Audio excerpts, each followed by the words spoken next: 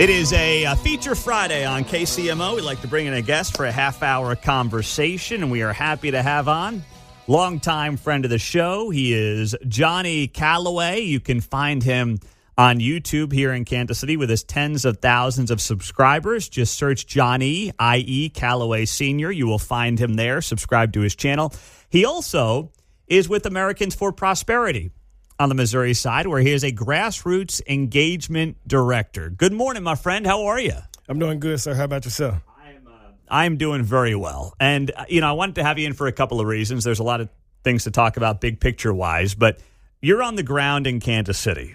You are seeing the day-to-day. Your story is one that I do want to make sure that you talk about here this morning. But what are you seeing happen on the ground in Kansas City, especially as someone who grew up in the urban core, lives in the urban core? What are you starting to see, and what's your sense as to what's happening right now? I think people slowly are opening their eyes. As much as the media and the algorithm tries to manipulate what you know, it's just too hard to not see the truth. And as Mark Twain says, history doesn't repeat itself, but it often rhymes. So once you recognize patterns, you kind of see through all the propaganda. So take me through your story. How many kids do you have? I have 8 living children, 2 deceased children, so altogether 10 children. And you're how old? I'm 36. Unbelievable. Yeah. Man. Yeah, started young. I'm just doing the math. I'm like, I didn't even know I had time for 10 kids. My goodness gracious. Yeah. So you got 10 children. God bless you. Your story begins where in Kansas City? Man, I would say when I became conscious of my impact of what I can do in the world, I was about 16. We were living on Section 8 off of Purcell.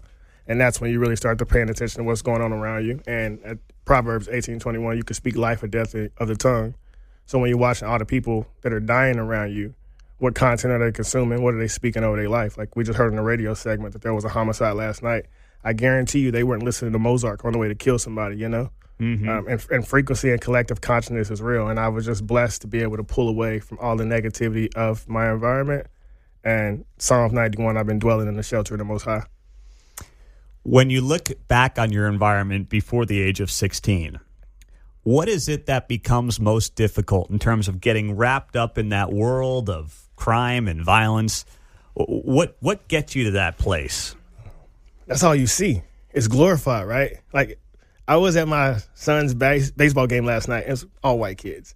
But they were saying Sly for Vaughn, as in that's a term for Sly for King Von, as in King Von was murdered, so you should go murder someone in retaliation. And white society, that's just a joke. It's funny. But in urban core, you're really supposed to retaliate if one of your friends are murdered or if someone disrespects your mom. You're supposed to really lose your cool and go crazy and try to snap their neck, you know? So you got to understand, just because I'm upset doesn't mean I have to lash out and punch a hole in the wall. Just because I'm sad doesn't mean I need to be historically crying. Like, I have control over my emotions. And if anything outside of you can control you, you will forever be enslaved to that person, thing, place, wherever. How much of what's going on right now, whether it's now in Kansas City or when you were growing up, is really people taking advantage of youths who don't have direction, don't have fathers? They're really preying on these young men in particular. Is that a fair analysis as to what's going on here? 100%. And I would even say it's slowly evolving past preying on the young men, and now they're working on the young women. You see the rise in female rap. I mean, and we see the numbers, 51.5% of men die in homicide, and all they're doing is sitting behind a microphone over a beat like I'm doing. So clearly there's some type of power in the words that they're speaking. And the more you get young men to be conscious of it, the more you see young women fall into the gaps. And now young women don't want to have kids and don't want to have families and things of that nature, versus that was the life of the rock star party boy a while ago. And now the boys want the kids and want the families. And so society has flipped upside down.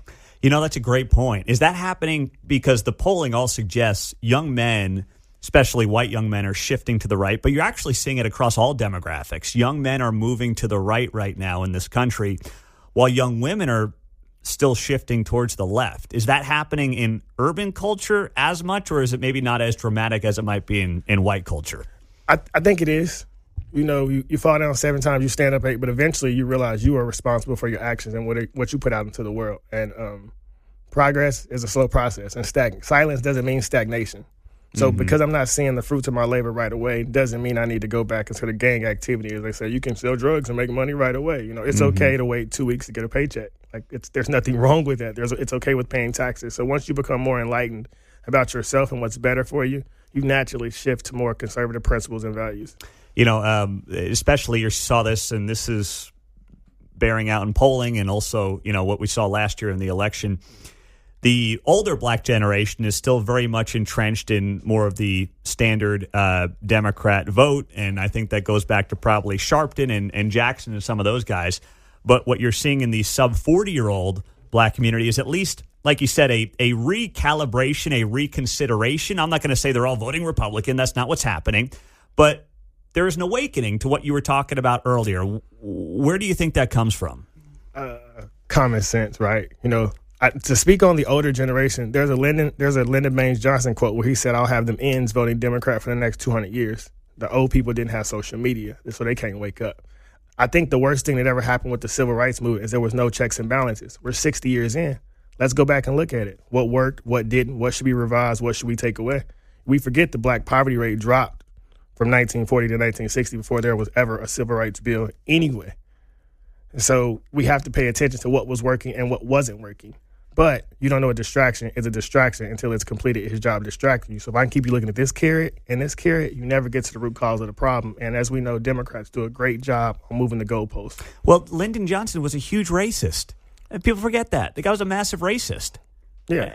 I mean, that's what he was. And then he becomes the civil rights hero, and it's like, well, what's that actually done over the last 60 years for people? Well, they forgot about a lot of the quotes that Joe Biden has made as well, and they forgot that Joe Biden sat in front of Charlemagne and said, "If you don't vote for me, I'm not black." But I got it right here. You have a problem figuring out whether you're for me or Trump, and you ain't black. Yeah. I mean, literally, that was said by what? That would be disqualifying for any white dude, but somehow Joe Biden got away with it back in 2020. Certain people have certain privileges. It must be nice, right? It must be nice. I mean, that is so then take me through what you think is going on generationally when you look at the last 60 years and maybe what's happening with the under 40 crowd in the urban core. I think generationally, culture has always been pushed back to government, right? Think of NWA, think of a lot of these things. And granted, you can say they were organic or not, or they were propaganda or CIA pushed. Regardless, once you can sit back and I can go read the autobiography of Malcolm X, when I can read about Manning Johnson, there's just too much information out here for us to not be able to be enlightened. This isn't 60 years ago when you went to school and you only knew what your teacher told you. I could sit up and watch history channels for hours on my own. I can listen to a Yale College lecture on YouTube. So there's so much information for the younger generation to consume, and we can conversate with each other in real time. I can text, and somebody across the world can read it and give me their perspective. We're in the middle of Brave New World in 1984. That's a good way to put it. Johnnie Calloway is here. You can find him on YouTube. Just search Johnnie, i.e. Calloway Sr. He's got a great channel there. He's also with Americans for Prosperity here on the Missouri side of the state line. So when you look at the work that you're doing and you see some of the grassroots changes happening in front of you, whether it's with Americans for Prosperity or just going around town, what is your sense, as Kansas City's been in its most violent stretch ever the last few years, and the criminals, sadly, are getting younger over the last few years, is there this sense of like, we've got to break the system and try something new, or is there still, in your eyes, still too much of the maintain the status quo? I think it's too much of the maintain the status quo. I have a good friend who works in a lot of inner city schools. I won't mention his name, but he called me the other day. We've been knowing each other for probably like 5 years. He was on the other side politically than where I was. And he called me and he said, "Johnny, I'm starting to feel it." And I said, "You being too much of a man." And he said, "Yeah, man, the teachers, they want me to discipline the boys, but they want me to talk to them like this, or they want me to do them like this." I said, "They know. They want you to make them young women. And you got to back out the way and let a man raise a man." There was a lot of times to where my mother didn't like the way my father was disciplining me, but I needed it. And we 3-4 generations in, the boys who have only been raised by their mothers went to school where they only had female teachers, so they don't know how to act. No one has ever taught you how to conduct yourself properly and how to deal with the masculine energy that God has gifted you with. So when you look at the age of these boys slowly starting to take their own lives, I always put it in two perspectives. Either a young black boy, once he hits the age of 13, 14, 15, he's set to self-destruct and start becoming a violent murderer and a criminal, or there's something in that environment that happens around the same time that he goes through puberty. And you think about it, it's like, well, women obviously have an incredibly important role as mothers, but they can't play father. And we're, 3 generations now into mom having to play dad, and there's nothing to suggest it's working out well. No. A book that I would recommend everyone read is No More Mr. Nice Guy by Robert Glover, and The Way of the Superior Man by David Dita. Because a lot of young men have never had father figures around at all. And the father figures that are given to us in the urban core are rappers. And we don't have any more stand-up married athletes. I mean, LeBron is married, but the rest of them got 4 or 5 baby mamas. And so when you can only copy what you consciously see in front of you. So you got to seek other outlets and other avenues so you can step outside of the box that's set for you by society. And when you think about LeBron James, I mean, listen, he obviously is not a conservative, but he's a classic example of a guy who's had tremendous success and has lived a fairly conservative life. Yes. He's used his amazing God-given talents to become the best in the world. He does have one wife who he stayed with for 20-plus years. Since high school. Since high school. He's raised kids with. They're still married. I mean, he's lived like a conservative. And he's one of these guys. Jay-Z and Beyonce live conservative. Yeah, but he's gotten tricked into this whole idea of supporting a cause and a movement and a party that doesn't cherish any of that right now. And it happens to a lot of these guys, sadly. What do you think that's all about? If you look at all the bigger stars, they all live conservatively. Mm-hmm. It's the do what I say, but don't do what I do. Mm-hmm. But you got to understand, in order to reap the fruits of the labor and get the benefits that they have, you got to follow those steps. Mm-hmm. So it's the greatest gotcha, and it's the greatest distraction in the world. Mm-hmm. And once again, you don't know a distraction is a distraction until it's completed its job distracting you. So you spent so much time saying it's the white man, it's this, it's that. And LeBron and Savannah are at home raising their kids every night. Yeah. They reading books to them. They driving them to practice. What you doing? Arguing with your baby daddy. Mm-hmm. Putting them on child support. Telling the kids that daddy ain't this, that daddy ain't that. It's true. Johnnie Calloway is here on KCMO Talk Radio. It's good to have. And I don't think LeBron had a father growing up, right? Nope. Not in present one, at least. So once again, this guy overcomes a lot. And he is, to me, representative of the greatness and America and the potential and being what you want to be. And then he decides to sport all this crazy nonsense.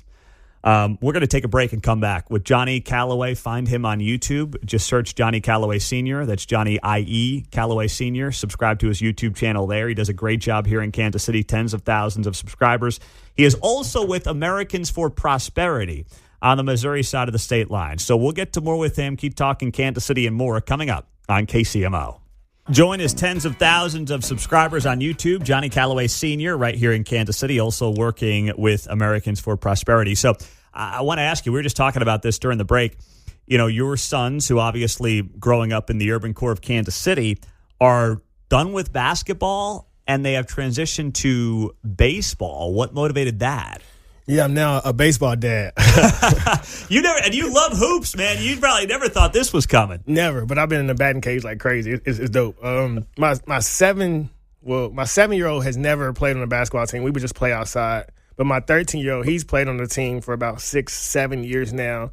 And as you get older, if anybody who's been in a basketball environment, you can't get away from rap music. You can't get away from all the kids wanting to do the dance. And for some reason, basketball and football, the kids bring a lot of emotional energy with them to those sports. I would say it's because most of them are raised by single mothers. You can take your pick on why it's so much emotion. But baseball, you just get to be relaxed and play and be yourself and don't have to worry about somebody being hyper aggressive because you scored a bucket on them or because you blocked their shot. Or, you know what I mean? Like you watch the NBA and you watch the NFL and you see a lot of this. It's passed off as macho, but it's truly feminine to act this way. Like just because you lost control of yourself. Like this is a game that God has blessed you with the ability to play. Keep it within that realm. But yeah, my boys jumped into baseball, and it is probably the greatest thing that I ever could have imagined. If you ride through the east side of Kansas City, you'll notice it's a baseball field on it, probably every other block. But there's no one ever on them. No. I mean, baseball is done in the urban core, and I know even Major League Baseball is trying to figure out how to revitalize it. But we were talking about it during the break. Who are the top black baseball players right now? I mean, I thought of Mookie Betts. I don't even know if he's 100% black. Aaron Judge, but he's adopted, and I don't know if he's 100%. But you think about the history of Major League Baseball. I mean, obviously Jackie Robinson, but Willie Mays, Hank Aaron, Frank Robinson, Satchel Paige, Ernie Banks, through Barry Bonds, Ken Griffey Jr., and there is no really star black baseball player right now, and there hasn't been for a while. No fathers. See, for me to play basketball, I can just walk to a park and it's a bunch of other kids there. For me to play football, it's a bunch of other kids. For me to play catch, my dad is going to get a glove from me, and we're going to learn how to do that. That's a great point. Yeah, someone's got to throw you batting practice. Someone's got to play catch with you. Yeah. Mom can't do that. I mean, she can, but it's not the same. Exactly. My son, 7 right now, Mom is willing to play catch with him. I want Dad to do it with me. My 7-year-old was actually in tears this morning because I had to come do this interview. He was like, Daddy, I don't want you to leave. I just want you to stay. He loves his mama to death, but the relationship and the bond that we have is something that cannot be replaced. And you're your children. I know they love their mom to death, but when Daddy walks through the door, it's a different energy. Mm-hmm. That's a great point. And thinking about these baseball players over the years, I mean, Barry Bonds, Ken Griffey, their fathers were obviously figures themselves in that world. And you think about a lot of the top NBA players, just NFL players, not the case. Nope. Wow. I didn't put 2 and 2 together on that. I mean, we got to revitalize these baseball fields, though, because you're right. You drive around Kansas City or a lot of major American cities. When I go back to see family in New York, you drive through the Bronx and Queens, there's no one on these baseball fields. If you look at a lot of things that have fell off in American culture, it's because families fell off. Yeah, that's so true. You got kids leading kids, the blind leading the blind. What a bunch of kids going to teach you about life? Yeah. Outside of how to break in somebody's house and do something stupid, and we all in trouble by the police hoping we don't tell on each other. Yeah, don't be a snitch, right? Right. Man. Snitches get stitches, ain't that what they say? I got a couple minutes here. I want to really quickly ask you about, speaking of baseball, Frank White. I know, you're kind of following that whole deal on the Jackson County side of things. What's your read on it right now? What they say, hit the road, Jack, and don't you come back no more. Yeah. It's wild, man, because he was such a fantastic baseball player, but he truly did not listen to his constituents at all. And that's very unfortunate. But that happens to a lot of politicians. They say what they got to do to get elected, and then once they're in there, it's a different story. Mm-hmm. And then I got about a minute here, but, you have a MAGA hat on, and you told me that you rocked that thing on the east side of Kansas City. Yeah. And what happens? Nothing. Nobody cares. It's just a hat. Like, it's truly just a hat. Like, it's just a hat. I was thinking, man, if I had a hat with a Confederate flag on it, I just don't buy into social fear. The most unique part about life is faith and fear both require you to believe in something that you cannot see. And I'm just a strong believer in Romans 8:31. If God is for us, who could be against us? Yeah, faith and fear require you to believe in things that you can't see. That is an excellent point.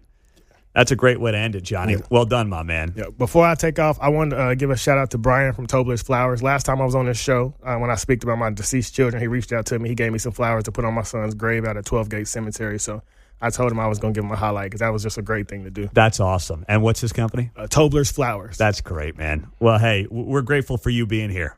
All right. Thanks for the opportunity, man. Johnnie Calloway. Find him on his YouTube channel, Johnnie Calloway Sr., Johnny IE. Also find him on social media, Misunderstood Genius, Genius with a 3 in it.